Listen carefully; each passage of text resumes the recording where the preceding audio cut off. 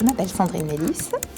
Je suis la responsable du mécénat de compétences et des projets solidaires au sein d'Alten. Je m'appelle Laurent Godin, j'ai 56 ans et je suis entrepreneur et conférencier et surtout président de l'association Burn and Smile.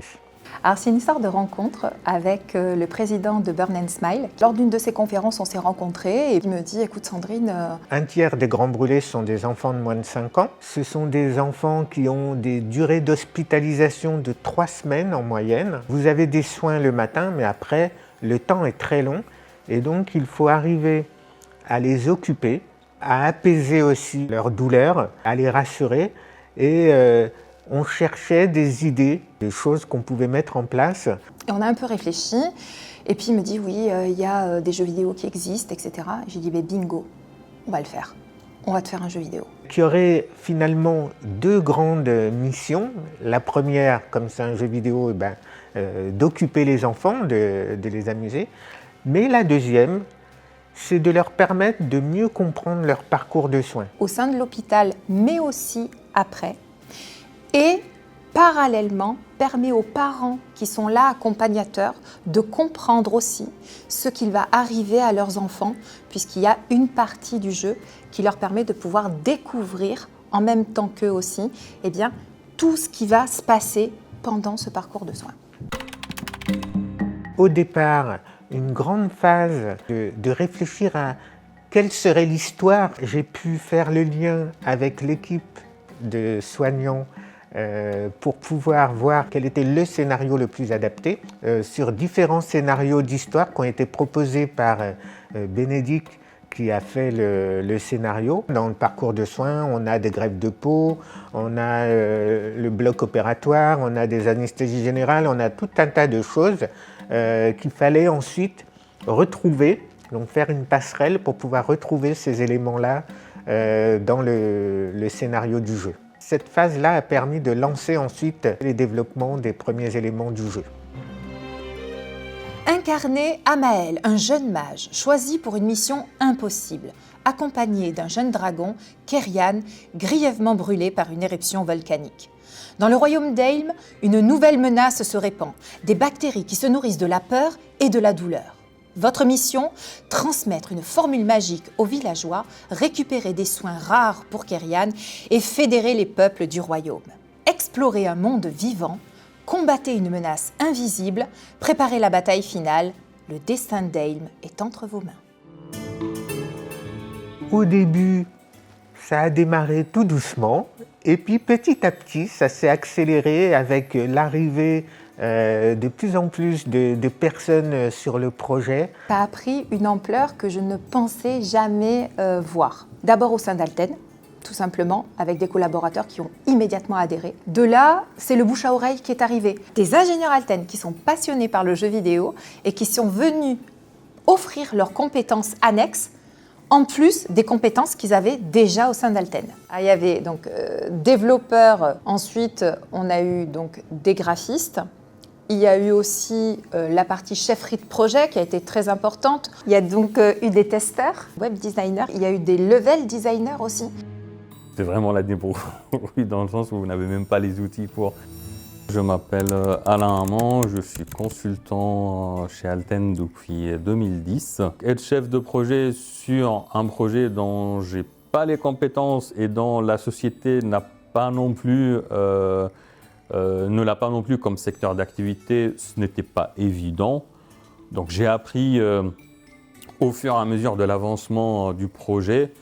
Principalement, mon rôle a été de créer les tâches pour l'équipe, de distribuer les tâches, de travailler avec le responsable technique.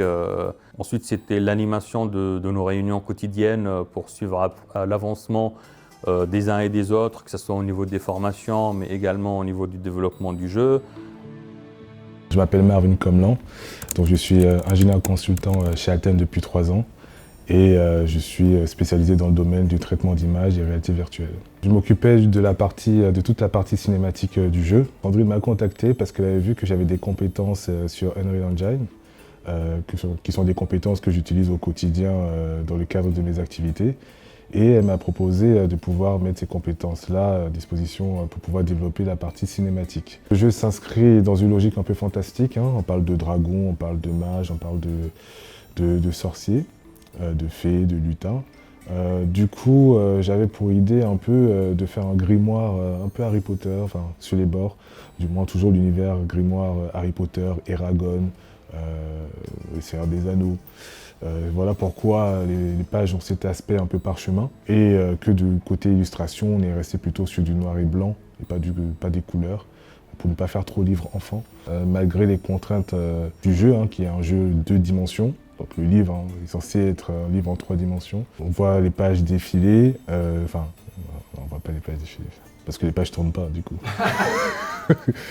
J'ai fait quelques pirouettes gymnastiques côté Unreal Engine pour qu'on puisse avoir des effets de 3D, mais c'est bien de la 2D. Il fallait que je puisse faire un système qui reste dynamique, parce que ce sont des enfants en face, donc il ne faut pas que ça soit quelque chose qui les endorme, hein, soporifique. J'ai pris ce projet-là en me disant qu'il faut que l'enfant puisse aller au bout de la séquence, parce que nous, l'idée, c'est qu'il puisse intégrer ce qu'on lui transmet par rapport à son parcours de soins. Il fallait que ça reste joli et dynamique. Bien évidemment, il y a des comédiens qui viennent doubler les textes pour que ça rende encore ça plus dynamique. Il y a eu beaucoup de choses où on n'était pas du tout compétent dessus. Les scénarios, la musique, le livre pour faire de l'audio, etc. On n'avait pas de compétences sur ce sujet-là. Donc j'ai envoyé des bouteilles et on a eu la chance de pouvoir avoir des personnes qui ont répondu présents à ce jeu et qui ont fédéré immédiatement.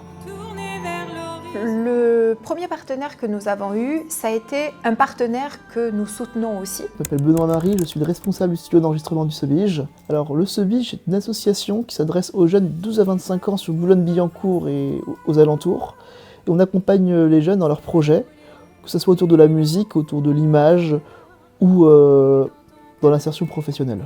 Alors on a été tous très touchés par le projet parce que non seulement ça s'adresse à des jeunes qui pourraient être nos adhérents, et surtout, on s'est dit que c'était une bonne occasion d'impliquer nos jeunes dans cette aventure pour leur permettre d'être sensibilisés aussi à, malheureusement, des jeunes dont on ne parle pas forcément beaucoup. On s'est occupé donc des jingles du jeu, donc pour tout ce qui est succès et défaite.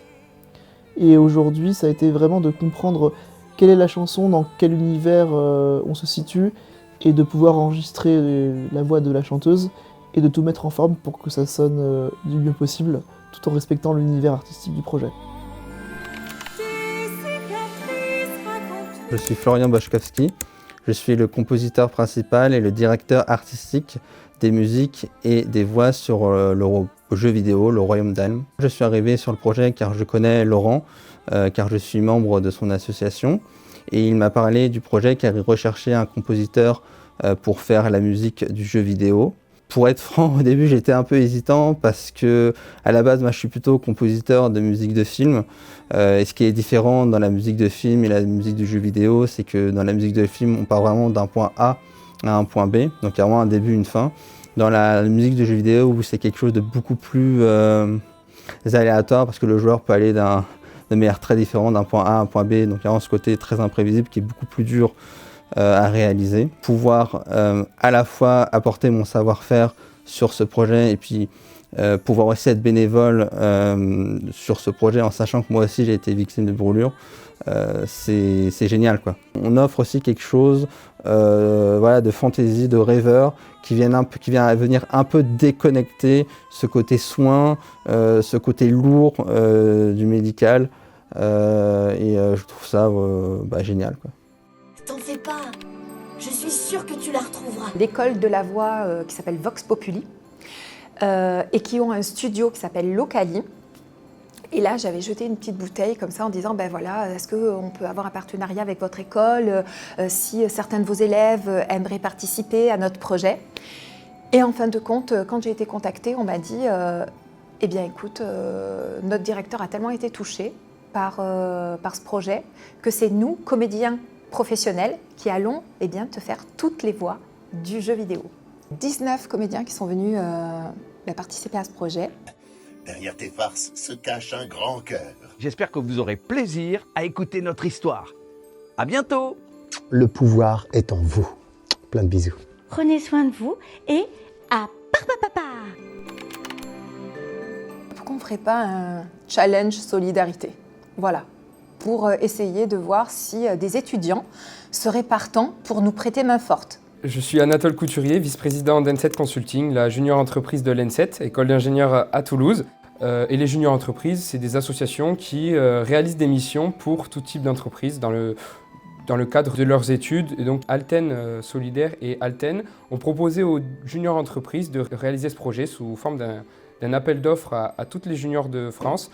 On y a répondu, on a monté un dossier avec toute une équipe et surtout en fait, une équipe, un club de l'Enset qui est dédié à la réalisation de jeux vidéo en tout genre, qui avait l'habitude de faire des jeux vidéo pour eux, pour l'école. Je m'appelle Jérémy Cronier et je suis actuellement étudiant à l'Enset, particulièrement à Setfault, l'association de jeux vidéo de l'Enset. J'ai été game designer et développeur de ces mini-jeux. On s'est tous plus ou moins inspirés de jeux auxquels on avait joué dans notre enfance. Personnellement, je me suis inspiré de certains jeux Flash auxquels j'ai eu l'occasion de jouer pendant mon enfance, qui proposent une énorme variété de mécaniques de gameplay.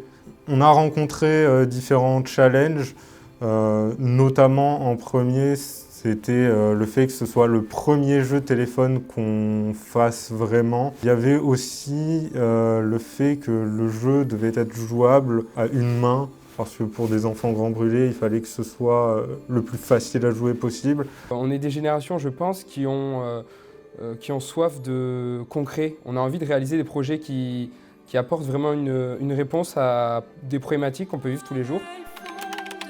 Le royaume d'Elm se joue uniquement sous Android, soit sur mobile, soit sur tablette. Le moment dont j'ai le plus hâte, c'est de présenter le jeu aux enfants et d'avoir leur retour, en fait, de valider tout ce qu'on s'est dit en amont et de valider la mission du jeu.